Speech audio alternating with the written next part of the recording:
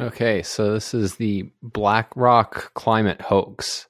So BlackRock, it's one of the largest investors in the world, and for years, its CEO Larry Fink has been putting pressure on companies to address climate change, which he thinks is a really big problem, and he thinks it threatens investors, particularly fossil fuel investors. And so last week, investors received Larry Fink's annual letter, and it contained this radical demand that all of the companies that BlackRock had a stake in had to, quote, align their business model with the Paris Climate Agreement. It's not exactly clear what that was supposed to mean, but it was certainly a major news story that you had the biggest owner or one of the biggest owners of our leading companies, including fossil fuel companies, making this declaration. So it got a lot of attention in the press, including the Financial Times and a lot of other places. And it turns out that it was a complete hoax and that Fink never wrote the letter. And what I think makes this interesting is that despite the fact that Fink and BlackRock have been probably the most outspoken major investors that are kind of, you could say, aligned with some of the goals of the green activists, the green movement is super critical of BlackRock. And so this group that perpetrated the hoax, Yes Men, this is how they explain themselves.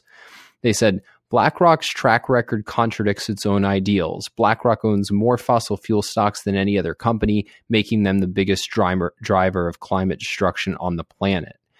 And the kind of one lesson I think that comes out of this is that it, in trying to appease the green movement, can actually make you more of a target, not less of one.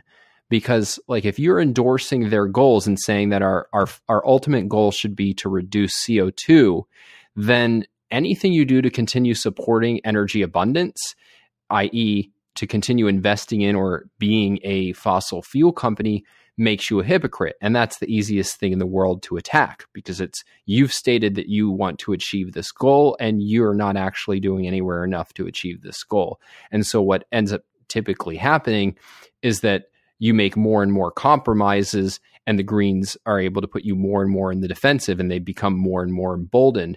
And we've actually, you can see this in oil and gas companies that like companies like Exxon that have come out and said, all right, well, we're going to support a carbon tax. And it doesn't lead the Greens to celebrate them, but actually to put even more pressure on them because they sense blood in the water. And I mean, the short version of what you need to do is have your own 100, your own ideal that you're standing for, which if you think CO2 is a problem, is some form of like, we need to reduce CO2 in a way that's consistent with human progress and human flourishing, such as you talked about earlier, Alex, decriminalizing nuclear.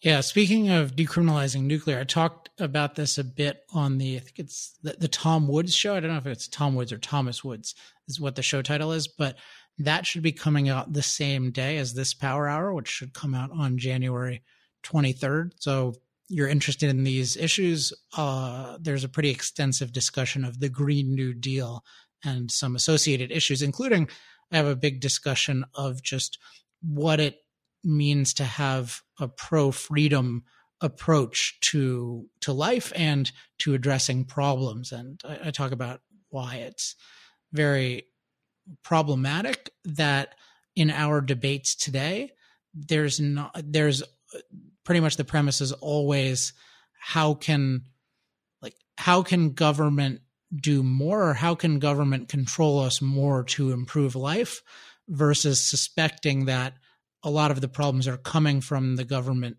dictating our lives. And my general view of things is that it's the solution to things is usually for the government to liberate us. And even when you have, you can listen to the podcast for more on this, but even when you have things that potentially require government, if you have some sort of large scale shared threat, you still really need to think of it in terms of how do we address this in a way that really respects individual rights versus that gives Alexandria Ocasio-Cortez and that cohort totalitarian control over our lives. So if you're interested in that, go check out that interview.